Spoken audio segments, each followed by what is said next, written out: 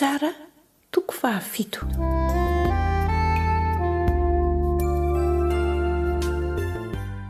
Dia ny fomaraina koa Jerobala, Gideona izany sy ny vahoaka rehetra teo aminy ka nitoby teo akaiky ny loharano Haroda ary nitoby Midianita kosa teo avarany. Teo andohasahany ilan'ny havoana More. Aroa Jehovah tamin'i Gideona, maro loatra ny vahoaka eo aminao, ka tsy hanolotra ny Midianina eo an-tanany aho, fa andrao irere amiko ny Israely ka na hoe ny tanako ihany ny namonjy aho. Ko ankehitriny andeha miantso eo anatrehan'ny vahoaka hoe na iza ny matahotra sy mangovotra, aoka izy hiverina ka hiala amin'ny tany avoan'ny Gileada. Dia niverina ny olona 2,4 alina, fa ny iray alina ny sisa. Fa hoy Jehovah tamin'i Gideona, mbola maro ihany ny olona, ko ampidino eo amin'ny rano izy, ary eo no izahako toe-trazo anao. Ary izay ho lazaiko aminao hoe io no hiaraka aminao, dia izy no hiaraka aminao. Ary izay rehetra ho lazaiko aminao hoe io no tsy hiaraka aminao, dia izy kosa no tsy hiaraka aminao. Ary dia nampidin'ny Gideona eo amin'ny rano ny olona. Ary hoy Jehovah taminy, izay rehetra milelaka rano amin'ny lelany tahaka ny filelaky ny amboa dia atokany, ary izay rehetra mandohalika kosa hisotro dia atokany koa. Ary 700 lahy no isan'izay nanainga ny tanany tamin'ny vavany ka nilelaka, fa ny olona sisa rehetra dia nandohalika hisotro rano. Ary hoy Jehovah tamin'i Gideona, ny 700 lahy izay nilelaka rano no amonjeko anao, ka nolorako ny Midiana eo an-tananao. Fa aoka ny olona sisa rehetra samy hody any amin'ny fonenany avy, ary ny olona nitondra vatsy sy ny anjomara teny an-tanany. Ary ny Israely sisa dia nalefa ny hody samy ho any amin'ny lainy avy, fa ny 700 lahy ihany no nohazoniny. Ary ny tobin'ny Midianina dia teo ambaniny teo andohasà. Ary tamin'izany alina izany dia hoy Jehovah tamin'i Gideona, mitsangana, midina ho any amin'ny toby ianao, fa efa natolotra eo an-tananao io. Fa raha matahotra hidina ianao, dia aoka hidina miaraka aminao ho any amin'ny toby pora zatovinao. Dia horenao izay lazain'ny olona, ary rehefa afaka izany dia ampaherezina ny tananao hidinanao any amin'ny toby. Dia nidina niaraka tamin'ny pora zatovina izy ho any an-tsisin'ny olona efa voahomana hiady izay teo amin'ny toby. Ary ny Midianina sy ny Amalekita ary ny zanaky ny atsinanana rehetra dia nandry teny andohasà tahaka ny valalany amarony, ary tsy hita isany ramevany, tahaka ny fasika any amoron-dranomasina ny amarony.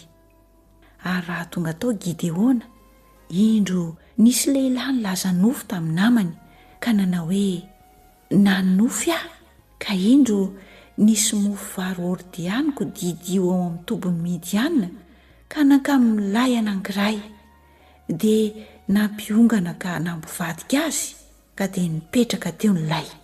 Dia namaly ilay namany ka nanao hoe tsy zavatra hafa izany fa ny sabatry Gideona zanaky Joasy, lehilahy Israelita mihitsy, efa natolotra Andriamanitra eo an-tanany ny Midianina sy ny toby rehetra.